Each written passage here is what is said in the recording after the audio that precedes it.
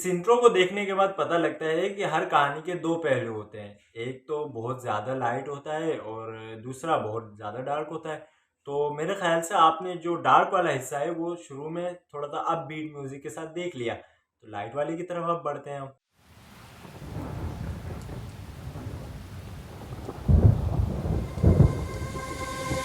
धीरे धीरे रे मना धीरे सब कुछ होए, माली सींचे सौ घड़ा ऋतु आए फल होए। चिंता ऐसी डाकनी काट कलेजा खाए, वैद बेचारा क्या करे कहाँ तक दवा लगाए। हाँ भैया, क्या हाल है? उम्मीद करता हूँ खैरियत से ही होगे। तो सुबह के 8:30 बज रहे हैं। इतनी जल्दी क्या कर रहा हूँ, कहाँ जा रहा हूँ, इतना सुबह क्यों उठा हूँ? तो पूरी स्टोरी पहले जानना ज़रूरी है, कॉन्टेस्ट जानना ज़रूरी है। तो भैया कहानी का आगाज़ होता है एक इन्विटेशन से। तो भाई एक दिन अचानक से मुझे मेरे मामू के दोस्त की कॉल आती है कि Ubaid, we are planning to go somewhere outside Balochistan की तरफ, कुछ आउटिंग करना चाह रहे हैं, तो आप इंटरेस्टेड हो, आप आना चाहोगे? तो मैंने तो भाई 1 मिनट का भी वेट नहीं किया, मैंने कहा बिल्कुल हाजिर, आपका भाई पहले नंबर पर हाजिर है। तो मेरा नाम तो आप सबसे पहले दर्ज कर लीजिएगा। नाम तो ये था कि 8 बजे तक हमारी रवानगी हो जाएगी, लेकिन अनफॉर्चुनेटली नाश्ता वगैरह दूसरे कामों के चक्करों में अब तक 9 बज गए और हम अभी तक निकले भी नहीं। That's news bro. वहाँ से जो नया रूट निकला हुआ है अभी अनेर क्रॉस करेंगे ना। तो बेसिकली मैं आया किन के साथ हूँ वो भी जानना आपका बहुत ज़रूरी है, क्योंकि कॉन्टेस्ट में ये सब इंक्लूडेड है।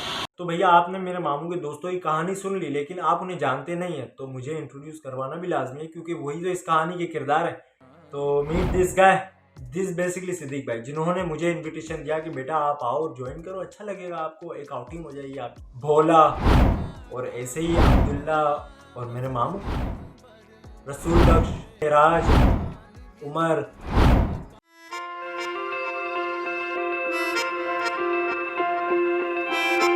फ्रंट पे आ गए, जगह भी चेंज हो गई है, तो अभी एक छोटा सा ब्रेक लिया है पेट्रोल के लिए, फिर कंटिन्यू करेंगे। अभी तक तो सब बराबर चल रहा है, आगे कोई अपडेट होती है तो बता दूँ। क्यों दिखता तू हैरान है, आवारा तू तरकीबों से भरा, तू रातों चल आसान है। वो होगा तेरे हाथ में है सभी, सुन होगा करने के बाद कराची से बलूचिस्तान तक पहुंच गया।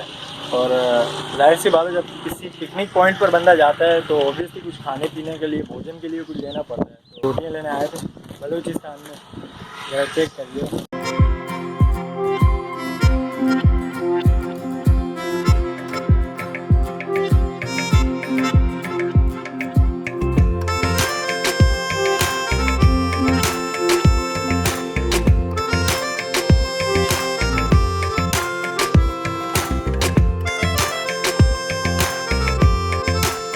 रेडी है, ये भाई तैयार कर रहे हैं। काका ग्लास लेकर आ जाए, फिर हम निकलते हैं यहाँ से। लेकिन ग्लास नहीं मिले क्योंकि काका के नसीब कुछ ज़्यादा अच्छे है नहीं। लेकिन इस कहानी से एक बात तो मैंने सीखी, जो अनप्रिडिक्टेबल आपकी जो ट्रिप होती है ना, वो आपको बहुत ज़्यादा मेमोरीज देकर जाती है, क्योंकि कोई प्लान नहीं होता, कहाँ जाना है, क्या करना है, कुछ एक्टिविटीज़ का पता नहीं होता, लेकिन हमें बहुत ज़्यादा इंजॉयमेंट फील हुई। सफरनामा है यादों से भरा, लम्हों की दास्तां है। वो होगा तेरे हाथ में है सभी, सब होगा फिर कैसी बेबसी। के बाद इतने सफ़र के बाद फाइनली हम एक बीच पॉइंट पर आ चुके हैं, लेकिन प्रॉब्लम ये है कि इस पॉइंट पर कुछ प्रॉब्लमेटिक थिंग्स है, क्योंकि हमें करनी है फ़िशिंग भी, मतलब हमारे जो सीनियर्स हैं उन्हें करनी है फ़िशिंग भी। So that's not the right point for the fishing. यहाँ पर बोला मछली वगैरह आएगी नहीं, तो आगे वाले हम पॉइंट पर जाएंगे।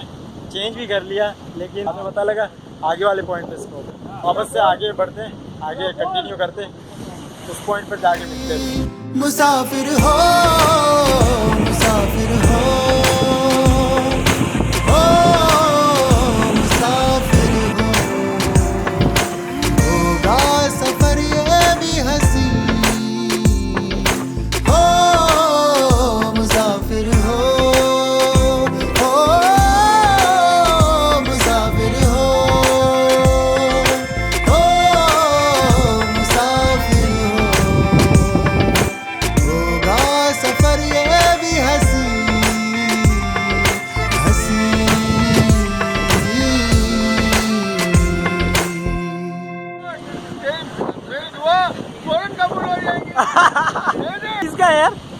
अभी नहीं दिया भाई, बेगम ने कभी किसने नहीं दिया है?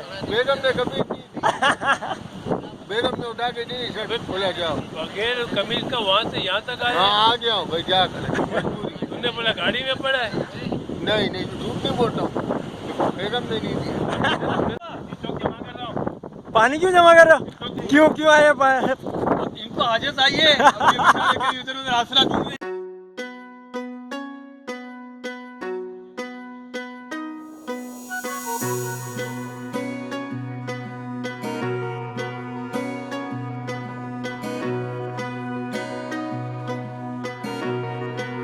यार सिचुएशन तो अभी ये है कि लग रहा है मुझे प्रो लेवल की खुआरी लग चुकी है, क्योंकि हम इतना मतलब सबसे पहला पॉइंट था हमारा वो मतलब बेसिकली एक बीच पॉइंट था, वहाँ से हमें पुलिस वालों ने भगा दिया, पुलिस वालों ने खाली करवा दिया क्योंकि that is like sensitive area. Second जो पार्ट था वो था हमारा पहाड़ों के दरमियान, वहाँ भी हम झील वगैरह के चक्कर में थे लेकिन वहाँ भी कोई कुछ ख़ास मिला नहीं। और थर्ड पार्ट था साकरान पे आप देख सकते हो ये नहर ही सूख गई है। सो डेट इज़ लाइक बहुत प्रो लेवल की खुआरी लगी है भाई, बहुत प्रो लेवल की। मिट्टी है। टूटी बाजू बंदड़ी लूं लट उलझी जाए, टूटी बाजू बंदड़ी लूं लट उलझी जाए, भारी नथनी रामो तीड़ा ढोला बिखरा जाए। तो हमारी जो दूसरी डेस्टिनेशन थी वो सबसे ज़्यादा रिमोट लोकेशन थी।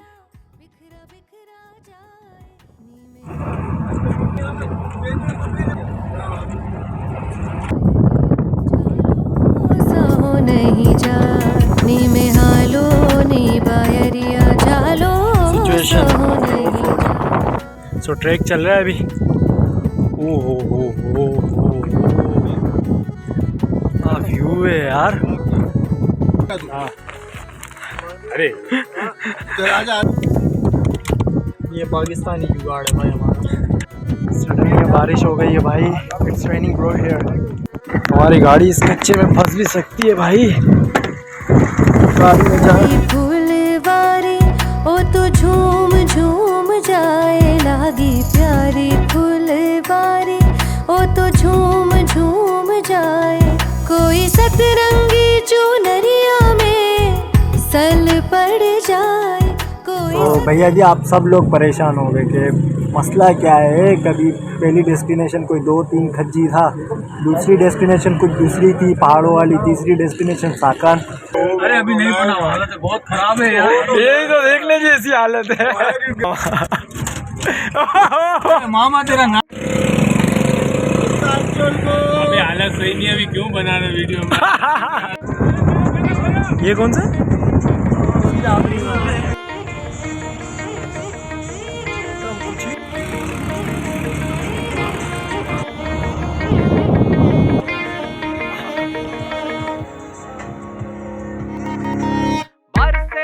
मन में बरसे तरसे, हाँ मन क्यों तरसे जागू, हाँ सारी रहन रे।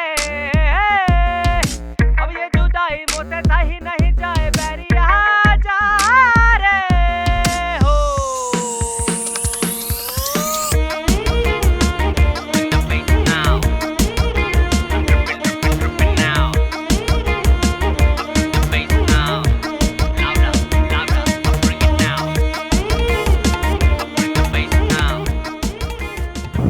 फाइनली भाई हम तरसे हुए लोगों को ये स्विमिंग पूल टाइप मिल ही गया, तो फ्रेश होंगे क्योंकि बहुत खुआरी लगी है और बहुत मतलब डाइवर्सिटी देखिए, बहुत फ्लक्चुएशन आई है हमारे ट्रैवल डायरी में।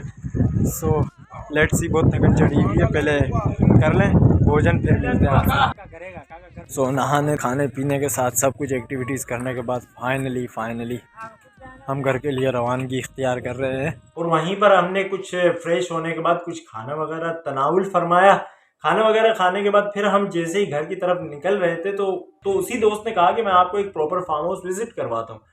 तो हम तो भाई सुबह से निकले हुए ही इसी काम के लिए थे, तो हम भी भाई चले गए और ऑब्वियसली हमने उस फार्म हाउस में बहुत इंजॉय किया और बहुत मज़े किए।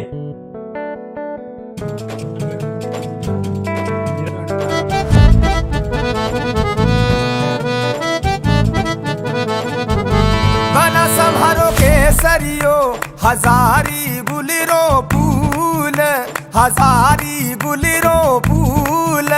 पनोसा नो निजीरा लागे। वो बल्दिया है और बल्दिया से अभी बारिश ख़त्म हुई है और ये अभी बलूचिस्तान की तरफ आ रहा है। मतलब हम जब तक घर पहुँचेंगे तो बारिश वहाँ पर नहीं होगी और बारिश यहाँ स्टार्ट हो जाएगी। हाँ काका एंड सिद्दीक भाई एंड सो बेसिकली हमने बहुत से मतलब साकरान की नदी भी देखी, वो सूखी पड़ी हुई थी। उसके बाद हम एक ट्यूबवेल की तरफ आए, वहाँ पर मतलब स्विमिंग पूल टाइप था, वहाँ पर नहाया धोया, वहाँ पर अच्छे तरीके से नहाया, खाना वगैरह खाया, फिर नहाया और फिर यहाँ पर आया। This is just a wonderful beautiful farm house. हाजिरे बालम जी मारा झिर मारे बारे से मेरे सायब जी मारा झिर मारे बारे।